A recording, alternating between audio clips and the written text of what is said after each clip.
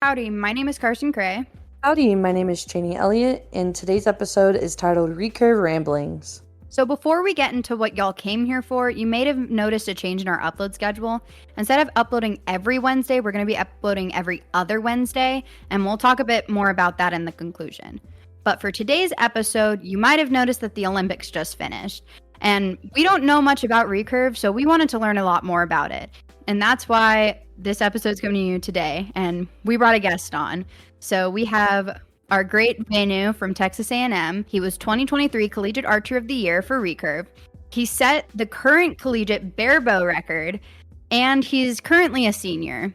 So this was recorded a while back, and so if some things don't match up, that is why.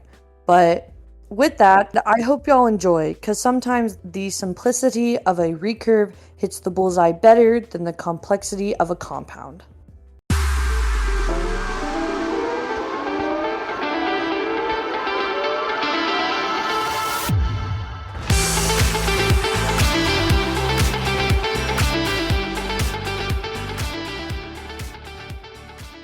Archery Academia.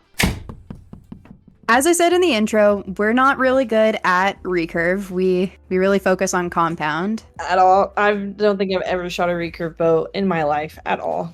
So we brought in one of our really good recurve friends, and I'll have him introduce himself. Howdy, my name is Venu. I'm not saying my full name, it's going to take too long. I am a junior nutrition major here at Texas A&M University. I've been shooting the recurve for about 6 years now, since 2017, 2018. I won Collegiate Archer of the Year last year, and I am the loudest and proudest member of the Fightin' Texas Aggie class of 2025. AAA, woo. It's very enthusiastic. So if you guys don't go to Texas A&M, that's a little thing we do for team spirit. It's actually called a Wildcat. Yes, it's a lot of fun. There's a whole story behind it and everything. We'll definitely get to that in another episode. We'll mention the Wildcats a little bit more, but You mentioned that you've been shooting a recurve for about 6 years. What got you into shooting a recurve? Because me and Carson have both said what got us into shooting compounds, but what exactly got you into recurves? So in Indian mythology, there's a lot of stories that involve archery and archers and incredible feats of accuracy and precision and all that stuff. So my grandparents were really big proponents of me starting archery. They helped me find my first range, they helped me find my first coach. And so when I decided to get serious about it, they also helped me, find a coach in Korea who I've been training with for the past 6 years. And really, I started because of my grandparents, and I wouldn't be here without them. That is really sweet. And that's something that is crazy for you to say, that it's from mythology. And you said it was Indian mythology, correct? Yes. My grandfather would tell me stories before I would go to bed when I was younger, and that really inspired me to try archery whenever I could. And so when I figured out I was like half decent at it, they helped me find a coach and a place to train and bought me my first bow and everything. That's amazing. that's a lot more interesting than how I got started. How did you get started? As I said in the first episode, just a little callback, I got started in Girl Scout camp, and then I just kind of begged my parents for a bow, and they ended up caving eventually. I see. Mine was my dad just did it with my grandfather, and then I was like, I want to join them. And so then I just started doing it. But, and this is probably the same thing for you, Venu, I would not be at Texas A&M if I didn't shoot a bow. Oh, God, no. I know when I was applying to colleges, I got a scholarship to the University of Oregon, which I was very tempted to take before, I got my acceptance letter saying, howdy, welcome to Aggieland. Honestly, it was one of the best feelings to receive that letter. Yeah. Because it's just a community here at A&M. Yes, it very, very much is. But now that we kind of introduced yourself and got a little backstory into why you shoot and everything like that, let's go into something a little goofy. Venu, I want you to tell me, what is the biggest difference that you personally think is between compound and recurve? The training wheels you guys have, the let off system and the cams and everything that let you guys hold for 3 years before shooting a shot. I think that's the biggest difference. I mean, I know like there's like some form things that are a little different, but really archery is archery. It doesn't change much if you shoot a bare bow or a recurve or a compound. So Yeah, it's kind of pulling the bow back and shooting it, but it definitely, I feel like compounds tend to hold longer because we do have that let off, where recurves kind of can't really hold longer. I mean, they can, but you know what I mean. it's not advised. It's not advised because you get, like, your muscles get shaky. Correct. Okay. I'm very new to the whole recurve thing. Don't know much. The one thing that, like, every time I think of a recurve is when I was younger, I would shoot by this recurve guy, and he's like, I keep shooting through my clicker. Vanu, what in the world is a clicker? So with the recurve, we don't have a way to have a consistent draw length, like with the draw stop. Is that what it's called? The back wall of the compound. So that's basically where it hits a wall or where you can't draw anymore. Yeah, with the recurve, you can keep pulling as long as you physically can. Like the bow isn't going to stop you from pulling unless the limbs break or whatever. And so the clicker is a way to have a consistent draw length every time. Okay. We set it, wherever it is on the riser. It's like a little metal plate with a plastic cap, and you draw the arrow through until the clicker's sitting on the tip of the arrow, and then you aim and you expand until the arrow basically slides just past the clicker for it to fall and hit the riser. And when you hear or feel the clicker hitting the riser, that's when you shoot your arrow. It's just another way for us to be slightly more consistent, and being able to control the clicker is a huge part of high-level archery with a recurve. So I know that with numerous arrows a day, you train yourself to pretty much release as that clicker goes off, either release or let down. And I think it's funny because some compounders have clicks in their release. So I know Trenton, one of our other recurve archers here, tried a compound with a clicker, or with a click in his release, and he flinched super hard because he's so used to letting go when that goes off. Yeah, any type of sound that really sounds similar to that little plastic cap hitting the metal plate on our visor, we're trained to either shoot the bow or put the bow down because we're not ready to shoot the bow. And more often than not, we shoot the bow, and it doesn't always result in the best score. And it's really funny to watch sometimes. Not when you're doing it, of course. When someone else does it, you can point and laugh. But when you do it, you feel like a silly little fool. Yeah, I'm sure you do. You were talking about how, like, once the clicker comes to the point or the tip of your arrow, you start to aim there. How exactly do you aim? Because I have looked at a recurve sight before, and it almost looks hollow. Like, there's, like, nothing in it. So, is it even called a sight? Like, what do you do with it?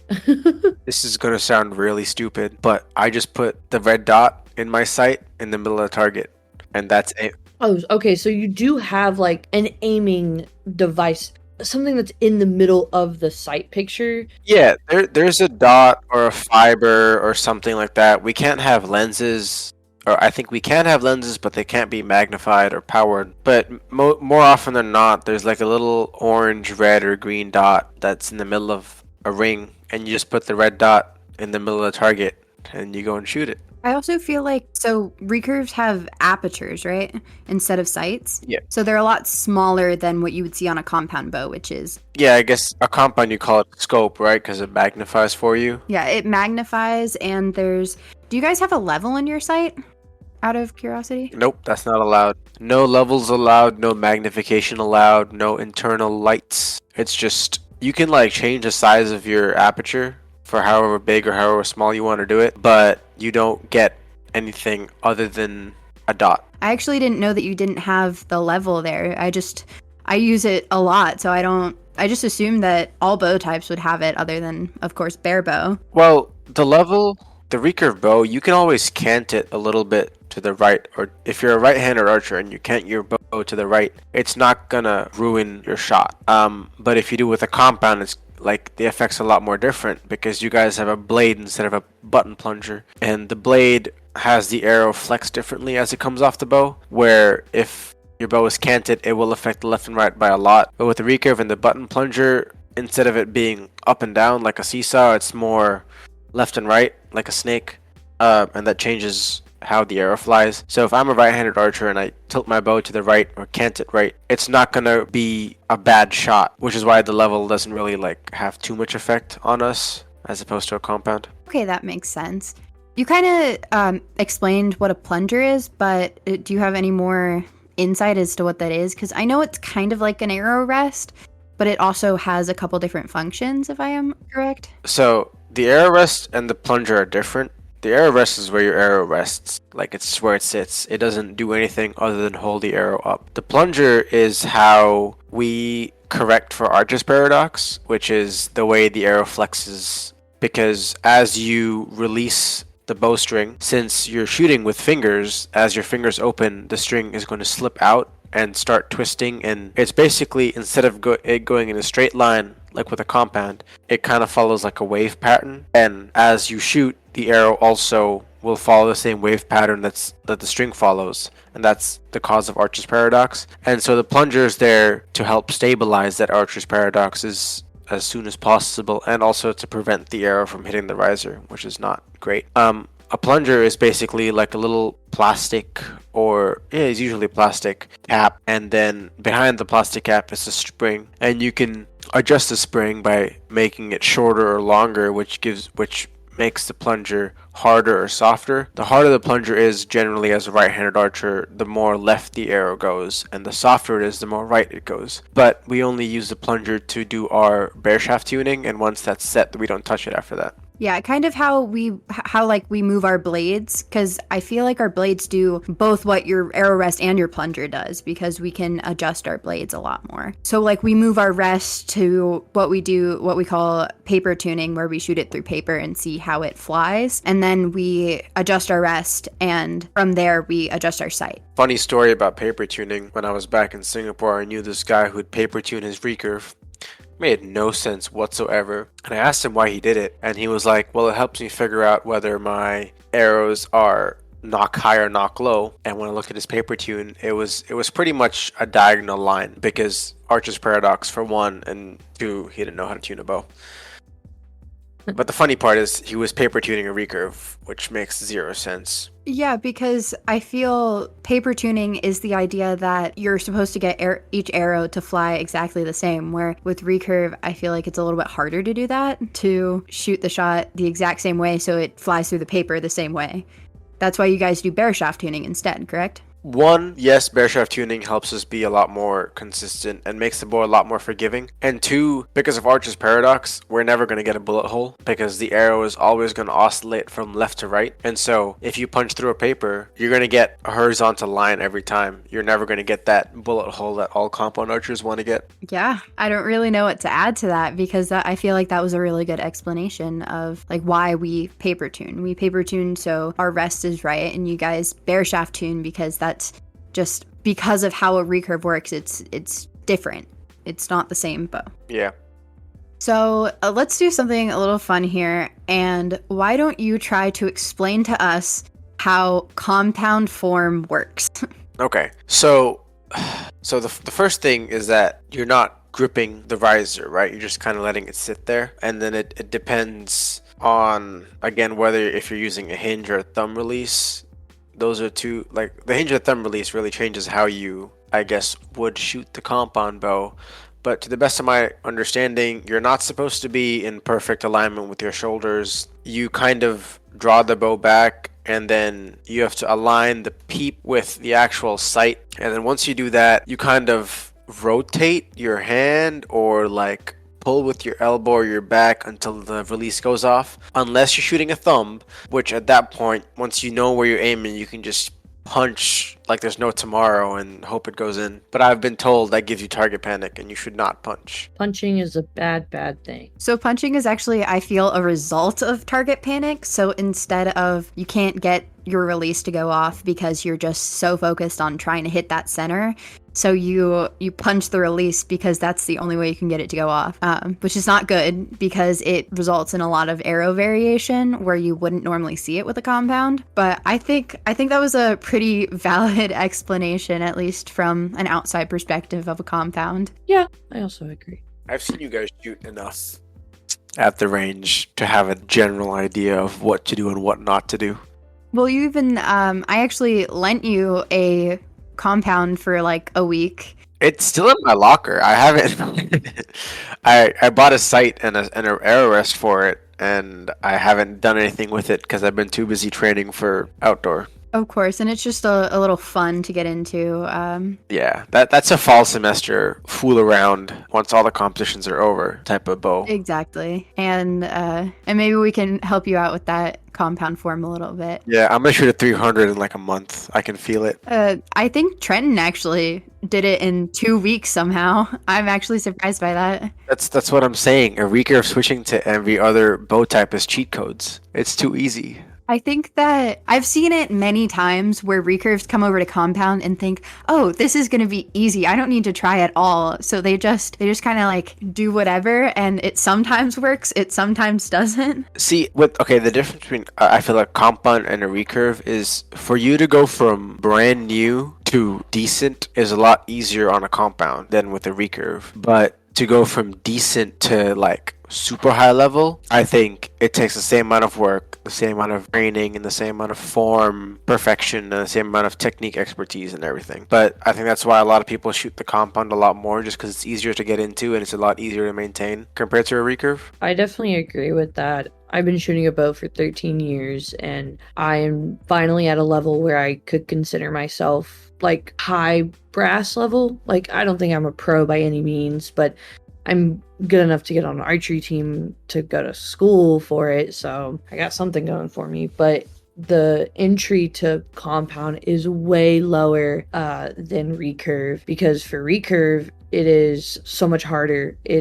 The form is so much more precise. The training regimen just seems a lot more like tight knit, while compound seems like, oh, I'm gonna go shoot my bow today, and then go out and shoot, and then you're fine. Like with bow hunters do that all the time, which is a compound bow. Yeah, I think like Venu said, the learning curve is a lot less steep on a compound, where you can pull back a bow and you can shoot it moderately in the center with a compound, but once you get to that higher level, it's very hard to make sure you're still doing the same shot every time. And I think either bow type takes a lot of dedication to get to that super high level that Venu was talking about. Yeah, it is definitely a higher mental, physical, barrier of entry, but to be considered pro or Olympian in either one of these bow types is extremely hard.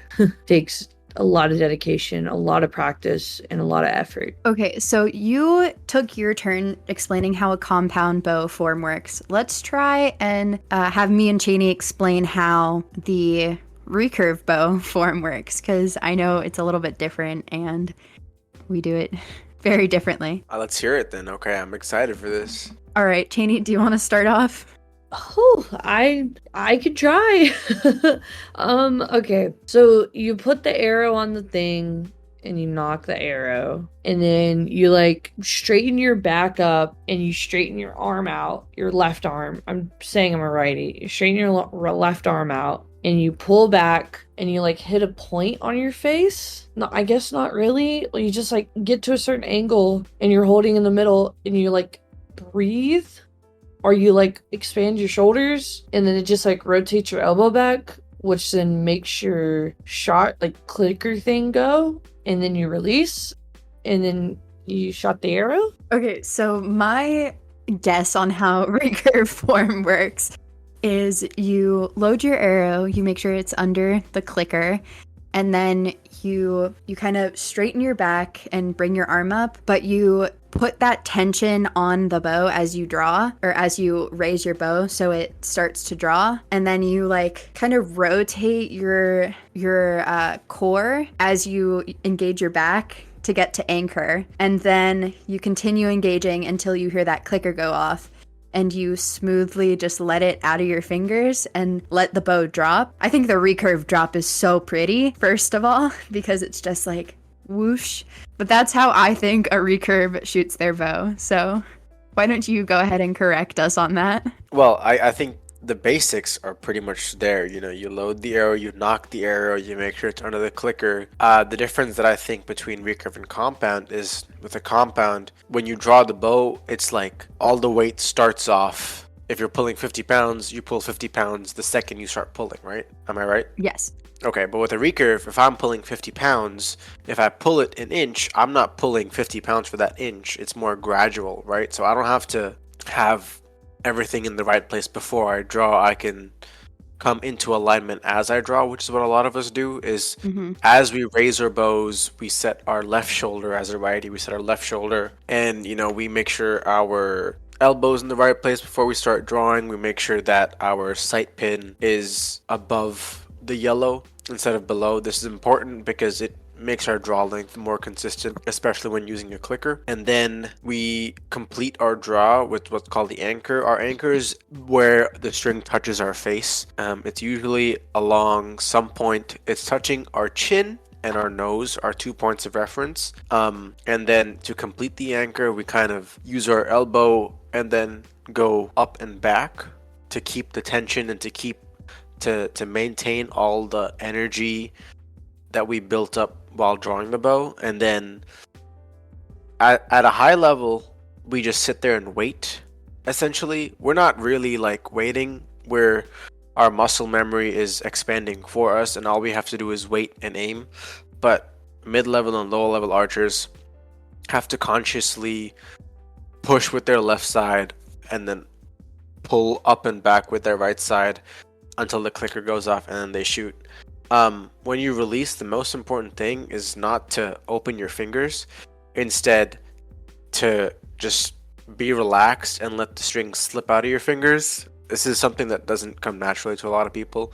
It took me like 3 years to figure out, so it's hard, I will say. And then we let the bow jump out. We don't grab it as it's going out. We'll let it jump and we'll let all the weight that's on the bow take it forward and rotate and then repeat. I think there's a couple steps in there that's very similar to compound, where when you do get to full draw, you do kind of just sit and wait, I guess, where you're expanding through your back until it goes off. Because ours, we don't have to consciously wait until the clicker goes off. We expand until it just goes off, because that's what the release is there to do. So we expand until it goes off, and then we do let the bow jump out of our hand still, but it's just a little bit different because you have to consciously let your fingers relax. I think even just shooting the class bows during our team practices, it's kind of hard to just let it relax, rather than you just want to open your fingers, but it's like you just let it relax. And I don't know, I think it's pretty cool. It's quite counterintuitive, I think, because when you're hooked, which is what we call, like, instead of attaching the release or whatever, it's called a hook. Technically, there's no way for the string to, the string can't pass through your fingers, right? And your fingers have to open, but the key is, as your fingers open, your hand starts moving back as part of your release. So the point of where the string is doesn't actually change until the string leaves your face. And it just kind of rolls out of your fingers instead of you just open your fingers and let the string go. That makes sense, because I worked at a summer camp over the summer and they had a recurve bows. And that's what I started doing, was just opening my hand. And I noticed that if I would just consistently pull back to the same spot, and as I'm pulling back, obviously this is bare bow and I don't have any fancy stuff on it, but as I was pulling back to anchor per se, I would just get to my face, hold for a second or two, and then keep moving back, but just moving my hand a slight bit, and the string would just open. It would just go. Yeah, it's, again, like I said, it's something that a lot of people struggle with. It's something that I took a lot of time to get, and it's just something that you have to practice again and again and again until one day it's going to click, and once it clicks, you don't have to worry about it ever again. I think that's kind of what happens with Compound too, because it's very hard to sit there and let the release go off because you want to have that control. But in Compound Archery, the point of back tension is to not necessarily know when it's going to go off. Like, once you get to a high level, obviously you know kind of how it feels when it's about to go off, like where you're at, but just you're not necessarily supposed to know when it's supposed to go off. So it's kind of the same aspect of you have to train yourself mentally to, once it clicks, once you get the idea of, oh, I'm not supposed to know when this goes off, then you're set. You're set for life. Yeah, and you mentioned at a high level, you understand, okay, I'm about to shoot the shot. With a recurve, it's more like, yeah, the shot's gonna go off within about the next second. Okay, cool. Let's make sure my sight's in the yellow. Trying to anticipate the shot or trying to figure out, okay, is it gonna go off now or is it gonna go off like half a second later is probably one of the worst things you can do. Because once you start anticipating, you start preparing for it, right? And the way the body prepares for any kind of explosive movement is by tensing up. And if you tense up all your muscles, you stop expanding or you flinch really badly. Either way, it doesn't result in a smooth, relaxed shot, which is how you get the most consistent type of shots. That's the same in both bow types, I feel. Yeah, what Vanu just described is definitely like box term target panic. Knowing, or not even target panic, but just knowledge of your release, knowing when the release is going to go off and anticipating and starting to move and starting to make it go off faster or doing all these things instead of just letting the bow do what the bow needs to do. I think from what I've seen more often is compounds tend to flinch really hard with that because they flinch to make the release go off and then it doesn't, so they just flinch really hard. Where I feel recurves get into that point where they're just holding for a super long time, which we kind of mentioned at the beginning of the episode is not a good idea. So, first of all, I think target panic does not exist. It's just an inability, and I know it's going to make a lot of people upset, but it's just an inability for you to mentally execute your shot. And so people say, oh, I have target panic, I can't shoot it. It's no, you don't have target panic, you just don't have confidence in your shot process. From what I understand of it too, either you are unable to execute once you get to full draw, once you get to your anchor, you can aim as much as you want, but if your sight pin's in the yellow, you're not going to be able to shoot the shot. Or I think that's like the base, the level 1. The worse and worse it gets, you can't even get to your anchor. You can't even you can't pull the bow back while looking at a target. You can't do any of that. So it all really stems down to, I'm afraid of what's going to happen once a shot breaks, and I want it to go in the yellow so bad, I would rather let the bow down or not shoot the shot if I think it's not going to go there. Which all just kind of comes down to the confidence of, in both bow types, of you know how to shoot your bow, especially if you're at a high level. You know, you've been training for this. You know how to shoot the bow. Just you get into the mindset, oh, it has to be a 10. Oh, it has to be in the yellow. But you know how the shot feels. Just execute it. And if it goes into the center, great. If it doesn't, you have however more arrows that you can shoot. Just execute through and you'll get through it. I've been focusing more on my mental game since Olympic trials last year, where the plan was to make the top 16. It did not go to plan. I finished like 20th or something. Which, for the record, is still really good. You would think so. I completely disagree. But it's okay. It happened, you know? I had a bad day of shooting. I wasn't confident in my ability to qualify for the top 16. Like, I knew, like, deep down, I knew I could. But I was more focused on, but what if I don't? I think that was killer for my confidence.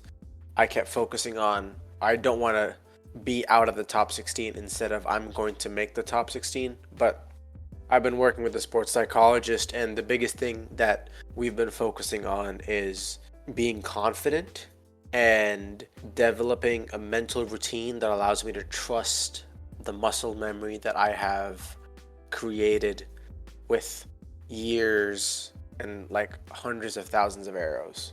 I think a lot of archers struggle with their confidence. Mental management and just mental game in general is the number one killer for any high brass shooters. I know for a fact that's what's stopping me from reaching over that next step of becoming full pro is just my mental game.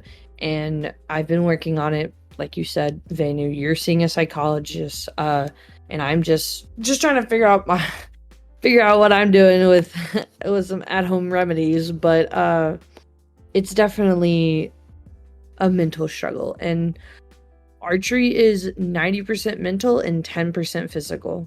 I believe my coach once gave me a statistic where most pros will say their mental game makes up 90 to 95% of how they shoot. Well, yeah, I think to go from mid-level to high level, 100% you have to have a rock solid mental game. But that rock solid mental game is built upon years of experience and years of and thousands and hundreds of thousands of tens and hundreds of thousands of good shots and all that stuff. So to develop confidence, you first need experience to understand, to like truly understand, this is how I shoot, this is what works for me, this is what doesn't work for me, this is how I can be the best competitor I can be. And once you have the combination of confidence, experience, and technique is when you really unlock your full potential when it comes to being an athlete. You need to have the background before you can apply the mental game, but once you have your equipment and your technique and your form and everything figured out, that mental game comes and just heightens everything that you've built upon. Correct. It's like once you have the foundation, you can start building the building. And so the mental game, that's the building, but being technically proficient, that's the foundation. So, one of my questions, what do you think, Venu, is something that only recurve archers mentally deal with? Or do you think everything in the archery world on the mental side is all the same across everything? Okay, so one thing that a lot of the recurves are in consensus with is with a compound, you're chasing perfection in score, right? But with the recurve, you're chasing perfection in technique. You're still chasing perfection, but just in different ways. With the recurve, a lot of archers get caught up in the cycle, and I know I'm guilty of this too, of, oh, I need to fix my form. Okay, I have to fix something else in my form. Okay, I have to fix something else in my form.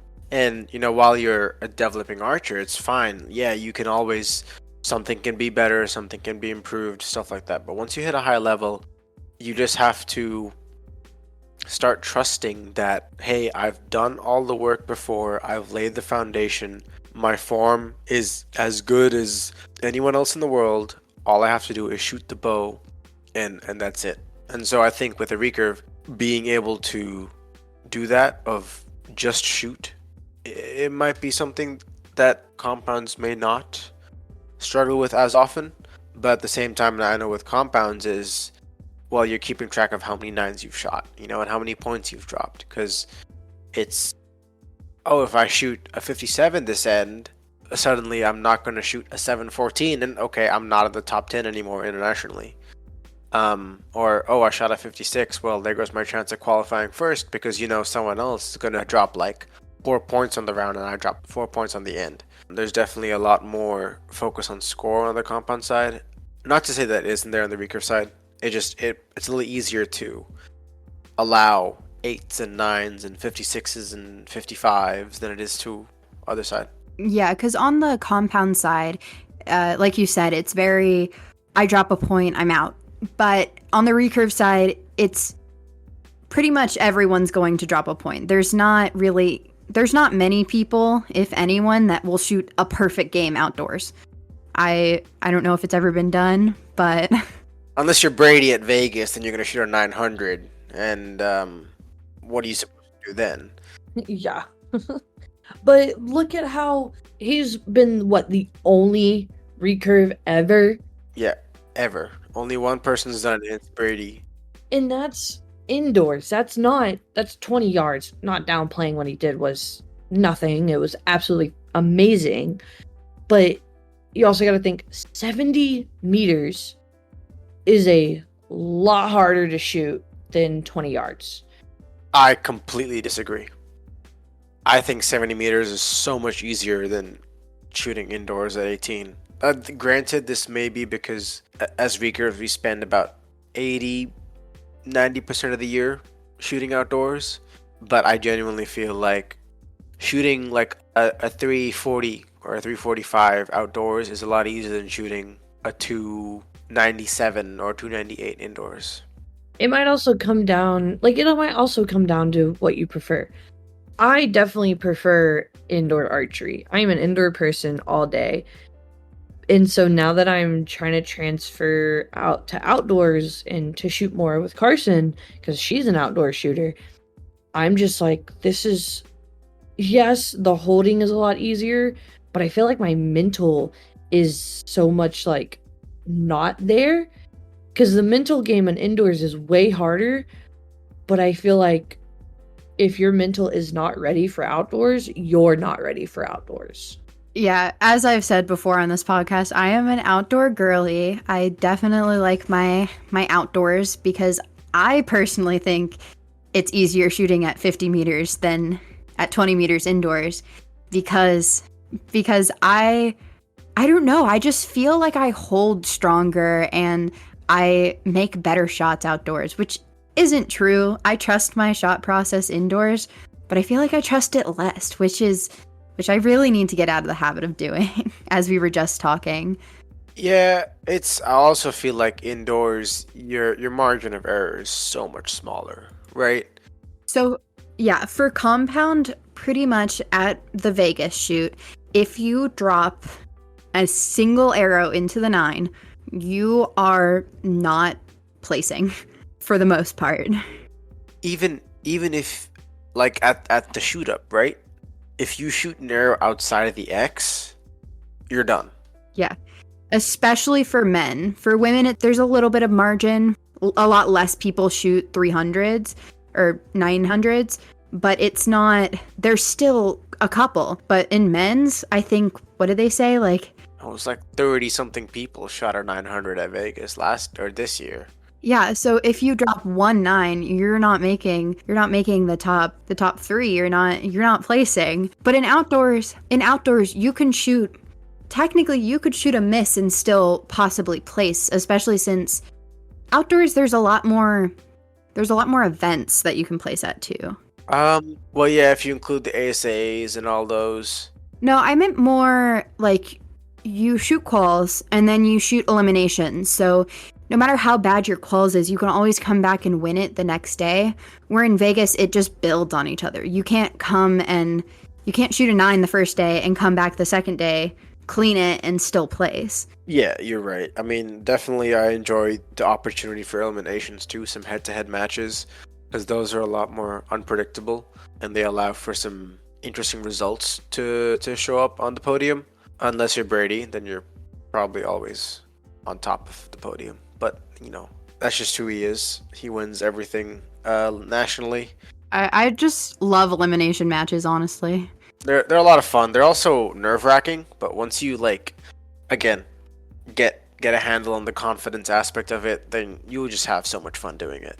I also think elimination matches differ mentally between compound and recurve because they are run differently. So compound is run by total score. So every arrow counts towards your total score, and then it goes, whoever has the highest one wins.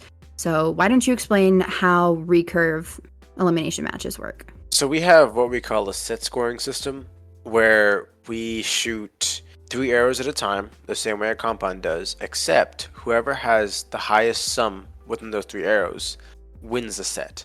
If you win a set, you get 2 points. If you tie a set, you get 1 point each. And if you lose a set, obviously you get 0 points. And the goal of the set scoring system is to get to 6 sets, or 6 set points as fast as possible.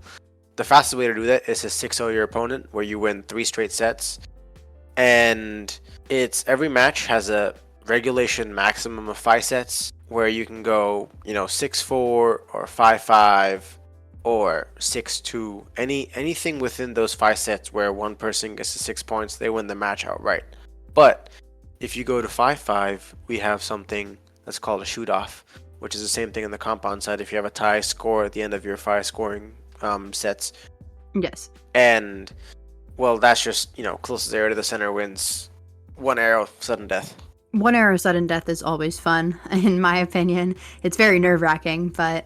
Yeah, it definitely... There have been some matches where I won by a millimeter, and there have been some matches where I've lost by a millimeter. And at that point, it's just shoot the best shot you can and, sit down and pray to whatever your god you believe in. But I think the set system gives you a little bit more leeway with your shots, where in compound, if you have a miss, for the most part, you're not winning that match. But if you have a miss in recurve, you can completely come back and win that match, because it starts from 0 every set. So you could have a 21 round and then 3 30s and still win. Yeah, so you definitely could, shoot a miss your first arrow out there and lose the first set, but come back to win the match because it resets every end. And that makes it a bit more exciting, to be honest. Like with a compound, if someone's, if you're shooting against Sawyer and you're down 5 points, you're not making it back up. Like he's not going to drop 5 points over the course of a match. But if I'm shooting against Trenton and he shoots a 29 and I shoot a 25, I have a bad end, it's only 2-0. I can still shoot a couple of 30s and win the match, or take it to a shoot off, or whatever it is. I think recurve matches are really fun to watch. Yeah, I like watching them. I like watching how, because with compound, like we said, it's about perfection. If you didn't shoot a 30, it's not as fun as like in a recurve. Someone could shoot a 27-28, and then the very next round it could be 25-24 or 30-39. It could just be like fluctuate so much, and the anticipation of, okay, what's this match going to bring, who's going to get what points, who's going to be able to pull ahead, is what makes them a lot more fun to watch. But I also like watching compound because I understand compound. I know how it feels to shoot it, and I'm like, oh, I know how that feels of not hitting the X and hitting a 9, or ooh, a little bit too far out, that's an 8. That's gotta sting. Yeah. So do you think one compound or recurve is more difficult mentally than the other? Or do you think they're about the same? I think that with a recurve, there are more opportunities for you to mentally reset and regain your composure, just with how set scoring works and just how the scores are lower when compared to a compound. But with a compound, it's easier to shoot higher scores, and so I think it makes everyone, like internationally at the highest level, everyone shooting really, really well, right? So you still have to be on top of your game mentally. But I feel with the compounds, the playing field is so much tighter. Like your margin for error is so much smaller. So mentally, I'd say recurve is slightly easier. But I think technique-wise, recurve is a lot harder. I agree that compound can be a little bit more difficult on that, like we said, trying for perfection side. But I think they're both about equal in, well, the idea that you need to keep a positive mindset. You can't let the bad arrows get to you, because I feel with recurve, it might, based on the fact that you have to shoot a certain form every time to get more consistent, because there is a larger error percentage, because if you don't load properly with your back or whatever, it can go off. Letting those bad arrows to get to you can cause bad arrows following it. So I think mentally they're pretty equal on that standpoint. Yeah, I mean, you just have to understand that once the arrow shot, you're not going to get it back. And so there's no point in worrying over oh, why did I do that? Or why did that happen? It's not necessary because you're not going to be able to change it. All you have to do is focus on what you know how to do right and move on with the next arrow. I totally agree. I agree. That compound is slightly mentally harder, but physically and just generally, I feel like recurve is a more difficult bow to shoot with. And that's a wrap. Sorry this took so long to release. With summer break and me and Carson living multiple states away from each other, we just kind of fell out of routine with the podcast. But that is why we are going to 2-week schedule upload, which Carson mentioned at the beginning of the episode. And that will just give us time to edit and record and make better episodes for y'all amazing listeners out there. Which, something touched my heart while being up here in Virginia. When we went to a tournament out in Pennsylvania, a sweet girl came up to us and asked if we were the ones that did the Archery Academia podcast. And that touched my heart really closely. And did it for you too, Carson? Yeah, it was a great moment. It was fantastic. And if any of y'all recognize either me or Carson, come up and say hi. We are more than happy to talk to you.